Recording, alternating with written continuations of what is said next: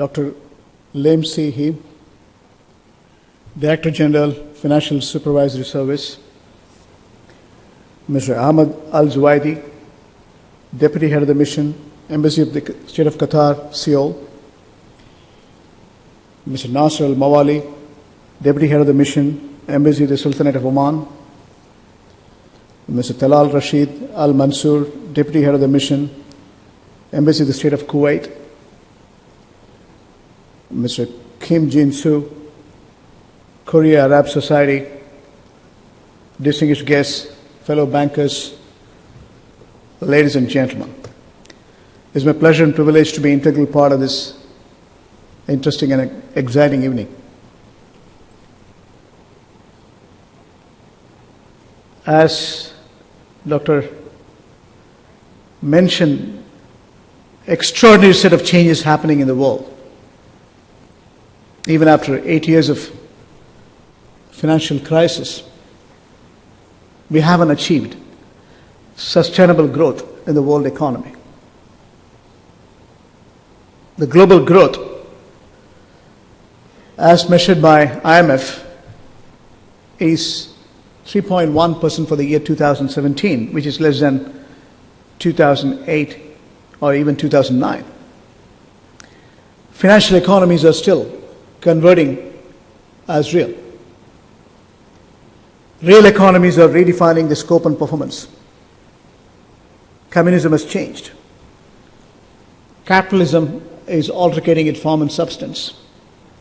Mixed economies are redefining their own business model. Now,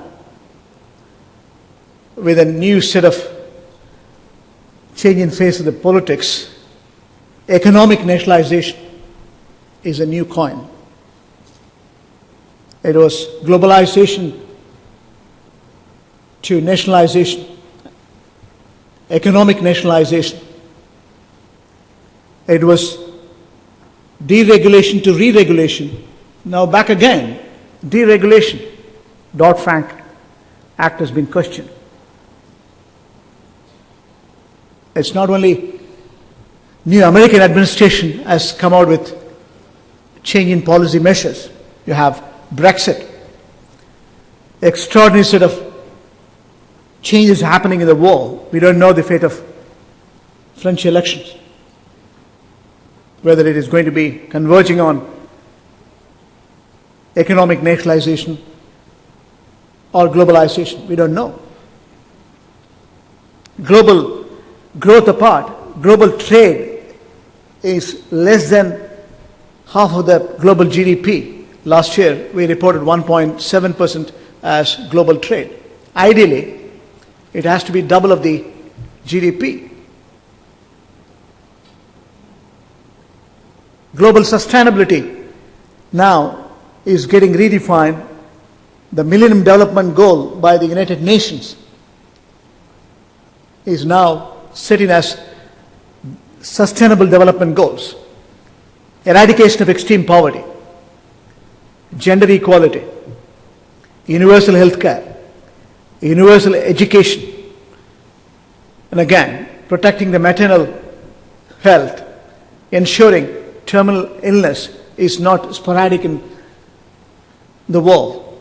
Global warming and climate change, these are sustainable development goals set in by United Nations. Now, it remains to be seen, these are acceptable to the new leadership, new governance, new global governance. That's the reality. If you look at the impending challenges in terms of a policy framework, American administration now rescinded their commitment towards Trans-Pacific Partnership. We also have extraordinary set of challenges in terms of global warming and climate change. We are in real crossroads. We don't know what sort of bilateral negotiation is going to take place in terms of trade. While we recognize in 2008 the financial crisis on account of liquidity. Liquidity crisis moved into a funding crisis. Funding crisis moved into a a solvency crisis into a sovereign crisis like Greece. While the monetary policy is centralized in European Union, the fiscal policy is decentralized, creating extraordinary set of issues. We printed money, improved the liquidity, inflating the housing market. Hard money was transcending borders, inflating the stock market.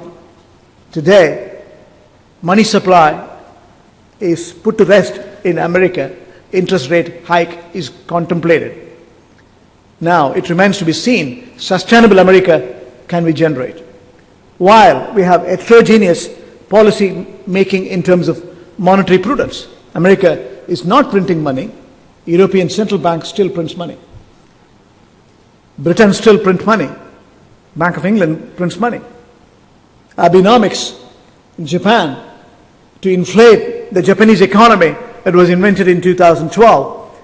Still, accommodative monetary policy is there in all these countries. But fiscal consolidation is not there as much as we wanted. Financial inclusion is name of the game. Ensuring every citizen in the world coming to terms in terms of universal accounting, valuation, securitization, banking spectrum. The set of challenges is inclusive in real response to changing dynamics of the world. While we have seen the financial markets have been artificially administered in terms of currency, commodities have taken a nosedive in the last 2 years. Where I come from, the Gulf states, the oil price has been a deflection. Last year, the average oil price was $46. This year, in the year beginning itself, is costing between $50 to $55. What does it mean to you? What does it mean to global sustainability? How do we create opportunities? How do we recognize the opportunities? How do we promote the trade? How do we promote the investments? How do we promote the banking? Is the question I'm going to answer to you. While we all recognize the challenges are real, let us also look at the opportunities. The purpose of me coming to terms is to showcase the global issues to start with. Then look at the opportunities in the Gulf. And we also should look at how South Korea can build this partnership in terms of trade, build this partnership in terms of investments, build this partnership in terms of banking. And that is where our partner banks are here. Our relationship with various security companies and others, they're all here. We want to make sure we create opportunities for South Korean corporates, South Korean banks, South Korean companies here, small and medium-sized entrepreneurs with the overall economic agenda. How do we build this partnership through Doha Bank and its allies? And that is the very purpose of today's session. Let me start with the global economy. What's the real GDP growth? If you look at the GDP growth today, it is 3.1% for 2016. When we got together in October in Washington, we said it's likely to run between 3.5 to 3.7%. Now we moderated in January to 3.4%. Advanced economies, so-called advanced economies, they are grossly underperforming. If you look at the aggregate growth of the advanced economies, it's 1.9%. The UK should be doing 1.5%. US should be doing 2.3%. We have to see what the policy changes which are coming up from the new administration, Trump administration, what consequential impact it has got in terms of the aggregate growth. Rescinding TPP doesn't help anyone. How do we strengthen dollars and create more exports? The question remains to be answered. We also have to look at what sort of policy measures comes in terms of financial markets, especially banking systems. What sort of market liberalization is going to come from the Trump administration? It remains to be seen. While US growth is predicted as 2.3%, can they sustain if they increase the interest rate? Yesterday, Janet Yellen was saying she's not disappointed with the overall economic performance. You must have watched it. Euro should be doing 1.6%. Japan should be doing 0.8%. South Korea should be doing 2.6%. As an economy, South Korea has got very strong economic fundamentals. You all know 1.5 trillion is the GDP. The current account surplus is nearing 6%, $90 billion. And while the per capita is in the right direction, while the population of 51 million has been responding to changing dynamics, South Korea has got more intrinsic values in real order. And that's my honest belief. That is precisely the reason why we set up our office in 2007, 2008. We commenced our operation in 2008. The central bank governor, His Excellency Sheikh Abdullah bin Saud from Qatar came. We had our board members presented. I've since done 3 times the governor was here. In 2012, when we had the roadshow like this, and again in 2014, the entire banking spectrum was here. We had commitment to this market, including Islamic banking. We wanted to bring in value-driven relationship in terms of financial service. Again, financial services entered into a collaboration model with Qatar Financial Center. But what is more important is to recognize how do we understand the global dynamics, how do we create values within the framework. If you look at the opportunities in terms of global economy, emerging markets should be doing not less than 4.5%. The BRICS economies are slowing down. India is slowing down on account of demonetization. Parallel economy was a major issue for India. So instead of 7.6% originally foreseen, now they are coming to 7.2%. China is slowing down. One of the days, it was an economic engine of the world. 30 years consecutive, non-stop, over 9%. Today, it is 6.5%. Brazil, which was in contraction last time, now it's coasting around 0.2%. Russia, on account of the Crimean annexation, they were in sanctions. They were in contraction last year. Perhaps they may do 1.1%. South Africa should be doing 0.8%. Middle East, North Africa, Afghanistan and Pakistan put together 3.1%. That's the IMF prediction. If you look at the GCC economies, they used to have investable surplus, current account surplus. They moved into deficit last 2 years, 2015 and 16. Now they're trying to reach the balance. They are going to have no deficit in terms of current account because the oil price, what has been budgeted in terms of fiscal framework, is between $45 to $50. Many of the Gulf states have taken $45 as a benchmark. And overall, the gross domestic product should be not less than 1.5 trillion. And they should be generating no current account deficit. If you look at the split within the Gulf, Saudi Arabia is going to produce almost $689 billion. If you look at UAE economy, which includes seven emirates, they're going to produce $407 billion. It's a double A-rated country, mind you. If you look at Oman, should be producing $66 billion. When it comes to Bahrain economy, that should be doing around $34 billion. Kuwait economy should be doing $125 billion. Then comes, if you look at the aggregate terms, it is 1491, meaning 1.5 trillion, as I mentioned. There should be no current account deficit.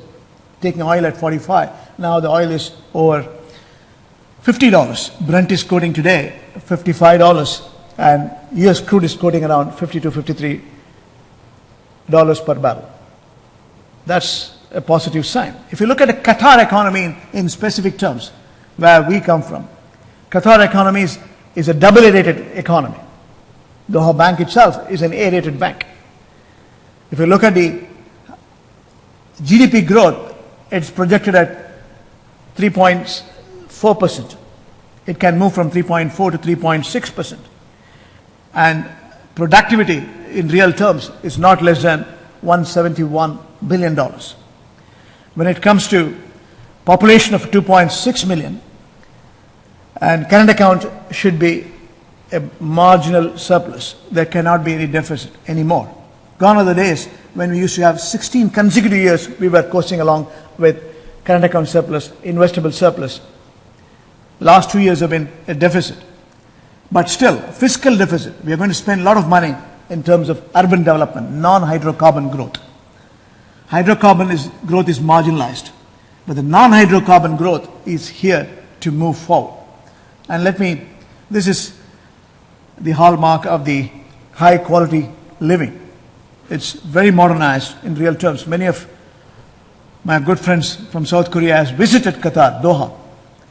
You should visit time and again to see the continuing modernization which is taking place. If you look at the strategic location, it is a small country with full of substance, 11,943 square kilometers. In terms of oil or gas or natural resources, it's blessed. We also have extraordinary set of governance in terms of political progression, social progression, and economic progression. It's a telling story in real world. Vision 2030 is profound in its substance. If you look at a bigger picture, human development, economic development, environment development, social development are all integral part of the overall economic mission. And if you look at the gross welfare Qatar has produced in terms of political progression, they were presidency in Security Council, United Nations General Assembly presidency was given to Qatar.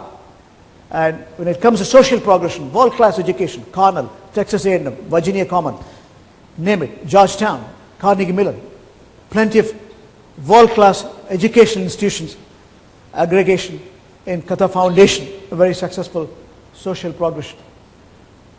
When it comes to economic progression, I already mentioned there are plenty of opportunities exist in terms of economic momentum, the size and the substance. While modernization and preservation of tradition and culture, we meet the needs of the current generation and also future generation. Managing the growth in a sustainable form, sustainable economic development, that's the name of the game. Economic growth and social growth and also environmental growth is measured and managed and controlled. We have human rights, protecting the public and personal freedom, promoting the moral and religious values, security, stability, and equal opportunity for the residents and citizens.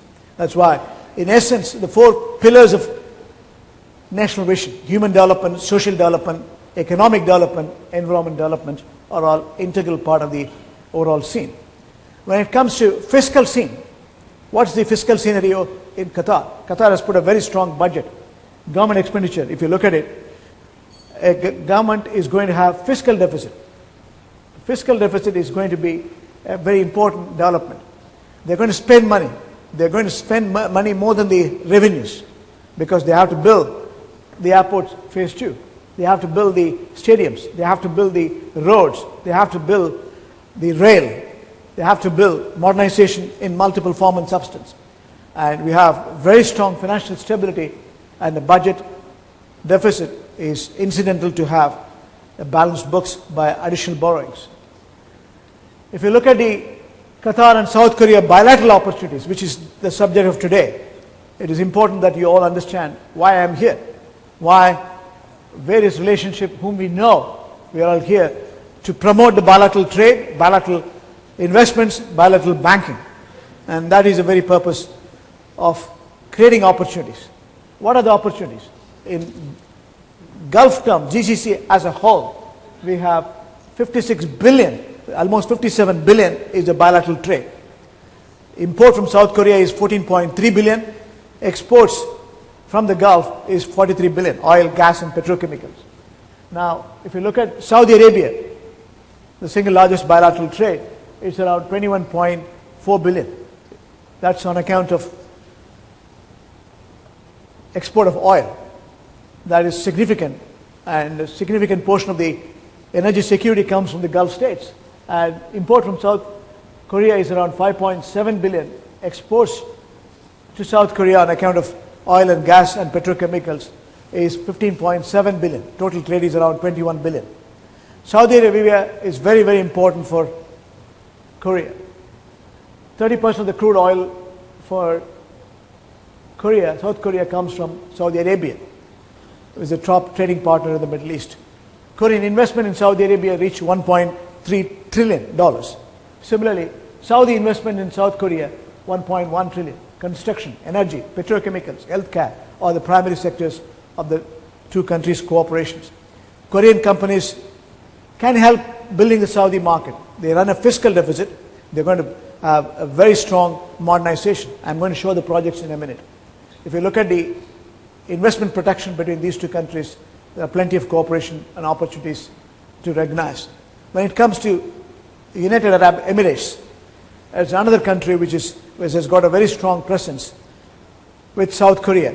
You have growing numbers. If you look at the total trade, it's around 13 billion, 10.8 billion.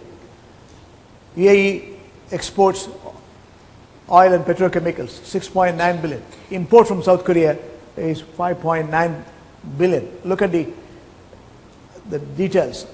920 million deal for UAE nuclear reactors. The construction for all the 4 reactors will be completed by South Korean companies by 2020. UAE and South Korea agree for visa-free travel. So how many of you travel to Dubai? Madam, have you traveled to? You should visit. Free travel. You don't need a visa. UAE is a home for more than 150 South Korean companies. You should set up your infrastructure in UAE as well as Qatar. Any of the places, if you set it up, you have bigger opportunities. Investment Corporation of Dubai has a landmark deal with Sovereign Wealth Fund of South Korea to cooperate in financial opportunities. And again, Investment Corporation of Dubai signed an MOU for an alliance for Export-Import Bank. We have Exim Bank representative here today. Together, they can have investment partnership. If you look at Qatar, that is around 10.6 billion is the bilateral relationship between South Korea and State of Qatar. 10.1 billion is export to South Korea from Qatar. Import from South Korea is 0.5 billion, total 10.6 billion. Looking at the details, Korean imports from Qatar are mainly oil, gas, while exports from Korea are mostly heavy equipment, passenger cars, transformers, air conditioning units. Qatar trade with South Korea has been mainly due to LNG. Korea was importing 1/3 of its annual LNG requirements and 10% of its oil from Qatar. Korean gas, KOGAS, one of the world's biggest LNG buyers, has standing agreement with Rosgas. This was increased to 9 million tons since 2012. I was part of the celebration here. 2014, 40th anniversary of the start of the diplomatic relationship between Korea and Qatar. We have Deputy Head of the Mission, Ambassador couldn't come. Mr. Ahmed is Deputy Head of the Mission, is here today to mark his commitment to our relationship. Qatar and South Korea are expanding relationship from energy and infrastructure cooperation to healthcare and education. So much infrastructure creation in terms of schools, hospitals. Korean companies can partake in the overall economic development. And that is what I want to invite you to come and take business opportunities. If you look at the modernization of Qatar, extraordinary opportunities, and you can participate. Mainly EPC companies, engineering, procurement, construction, bigger opportunities. Many South Korean companies have participated. The recent project, Lusail Expressway, is a beautiful project. It's going to be a landmark project done by South Korean companies. We have Halul power projects and desalination plants built by South Korean companies. And Qatar Korea LED project again, with an initial capacity of 500,000 LED lights per year, will become operational very soon. If you look at Samsung, the IT technology provider for Korea World Cup 2002, offered the latest technology for Qatar World Cup 2022. How many of you are going to come to the World Cup 2022? Are you planning to visit World Cup? How many of you plan to visit in this room? Raise your hands. I think many. See, the lady in the first row. See, Qatar Airways, she gets a free ticket, so she wants to come. Otherwise, also you can buy it through Qatar Airways and come to Qatar to celebrate 2022. You're going to come? Yes? Yes. See? That's the confidence. So we have plenty of projects coming up. We have a deputy head of the missions. Kuwait is here. Let us look at the relationship between Kuwait and South Korea. We have 8.7 billion is the total trade. Import is around 1.4. Export is 7.3. From Kuwait perspective, what's happening is many projects. Few projects I want to showcase. Hyundai, engineering and construction company. Korea Gas Corporation Company. Consortium has won 3 billion contract to build LNG plant in Kuwait. That's very important. There is also a new city, that is South Saad Al Abdullah new city, 4 billion. And the South Korean government and Kuwait government has agreed to do last year. That's a bigger opportunity. When it comes to Oman, we have 3 billion, 2.4 exports to South Korea, and import 0.6. So they have entered into bilateral financial cooperation, especially in terms of regulatory reforms. That's very important. Financial stability comes out of supervision, and they have entered into. There's the tourism sector. Oman is a beautiful country. I spent 19 years, again, deputy head of the mission. Oman is here. Most beautiful country in the Gulf, one of the most beautiful country I should say, is Oman. Beautiful mountains, wadi basins, and extraordinary set of scenic beauty. You should visit. How many of you visited Oman here? You should visit. You should, a holiday you should plan in Oman. Yes. Oman is an important country. Bahrain again, $500 million we are doing bilateral trade. And double taxation relief is there between Bahrain and South Korea. We also have service agreement with the Kano group of companies. So if you look at the opportunities, what does it mean? I showcase the bilateral trade, investments, and the opportunities which are happening between these two blocks, that is Gulf and South Korea. I can also showcase some of the projects which are vital. What are the projects? If you look at the diversification, the Gulf states, they are moving from oil and gas to non-oil and gas. If you look at Qatar itself, the non-hydrocarbon growth is around 7 to 8%, while the hydrocarbon is 1%, less than 1% even. And even though we export 9 million metric ton of LNG, opportunity exists for South Korean companies in terms of non-hydrocarbon, and that is where you have a bigger role to play. Now, if you look at the budget, 87 billion, nearly 44% of the total expenditure is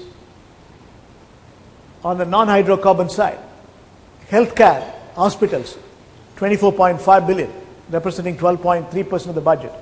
And similarly, education, 20.6 billion, which represent 10.4% of the total expenditure is there. So schools can come in. Collaboration is already happening between Korean universities and Qatar University. And similarly, hospitals, we have world-class healthcare systems in South Korea. They can play a big role. Yesterday I saw a giant healthcare hospital in which was a place, Mr. J. Which is the place where we visited yesterday, Jay? Young? Satya? Gangnam area. Yes. You all see the Gangnam songs, right? Do you dance for the Gangnam dance? We all dance for the Gangnam dance. Gangnam area is a very famous area. We saw a beautiful hospitals there. So plenty of healthcare projects we can collaborate. That's what I mean. When it comes to transportation, seaport, phase 2 of the airport expansion. Again, road. As I mentioned, we need more roads to support the FIFA 2022 World Cup. And we have allocation of 8.5 billion only for World Cup stadiums. When it comes to Saudi Arabia, we have bigger opportunities to diversify. 50% will be non-oil by 2020. So we have national transformation plans put in, one of the finest budgets Saudi Arabia has produced. Dubai budget is also focusing on creating new opportunities for 2020. And if you look at the diversification coming up in the Gulf states, mainly towards engineering projects and construction, South Korean companies can play a bigger role. Some of the projects, if you look at it, Jeddah development, Mecca development, Pan Arab passenger and freight rail, Qatar Airways international expansion. How many of you visited Qatar Airways even as a transit passengers? One of the world's most beautiful modernized airport. Am I right? Ask the lady who is from Qatar Airways. Yes. World-class airport. Have you not visited Qatar airport? Come and see. It's as good as Incheon. It's a very fine airport. World-class infrastructure. And we have Dubai Holdings, MR Projects, and Medan. It's another big public-private partnership model. So we have plenty of projects where I mentioned 130 billion is what Qatar intends to spend for the next 5 years. Over trillions of dollars of projects coming up in the next 5 years between the Gulf states. And that's where South Korean companies should come. So to sum it up, I'm not going to dwell in details. This is only a tip of the iceberg. The reason why I want to showcase this opportunity is to recognize you have your strength as South Korean corporates, big and small. We want to help the small and medium-sized entrepreneurs as well. We have bigger incentives for small and medium-sized entrepreneurs. We have a program called Tadweer. Doha Bank is initiating. We are number one in terms of SME. We support the funded and non-funded, and we have government machinery supporting for seed capital. We also have Qatar Development Bank, a program called Al Damin program, where 87% of the lending is, if the project is approved, joint risk participation between Doha Bank and Qatar Development Bank, 87% is guaranteed by the Qatar Development Bank to us. So we lend in terms of debt. There could be seed capital, mezzanine financing for SMEs. We want to invite small and medium-sized entrepreneurs to come to Qatar. We want to promote small and medium-sized entrepreneurs. Korean corporates should come. There are 150 companies there in UAE. We also have a large number of companies coming from South Korea to Qatar. It's a bigger opportunity with the kind of intrinsic strength you have in terms of engineering and procurement. We want to invite all of you to come and do business in Qatar and the Gulf states. And that is the very purpose of this session. The purpose is to showcase the bigger picture. While we have global uncertainty, the Gulf states are bigger opportunities for you. And Doha Bank is committed. We are here for the last 9 years now. We are supporting various Korean companies. Whoever comes to the Gulf, we have branches in Dubai, Abu Dhabi, and Kuwait, and India as well. We want to invite the Korean companies who are referred by the various financial institutions. There are various financial institutions who are here. Time and again, they refer the companies. We support them for their domestic franchise, whether it is Dubai or Abu Dhabi or Kuwait or India or Qatar. We support them in terms of funded as well as non-funded business. We give them bid tender bonds. We give them performance bond. We are here to support your overall mission. We also have bilateral relationship with very many companies here, big corporates, security companies here. I am deeply moved by the love and affection shown by the South Korean people, leave alone the companies. I love coming to South Korea. It's an extraordinary feel for me, time and again. Generally, you're all very human, very loving and caring. The energy and enthusiasm I see in our partnership is something which needs to be believed. I will keep coming and building this partnership stronger than ever. Together, we'll promote the bilateral opportunities in terms of trade or investments, banking and finance. I thank you once again for your presence, and I'm here to answer any of your questions. Thank you, ladies and gentlemen. Thank you for the presentation, Dr. Seetharaman.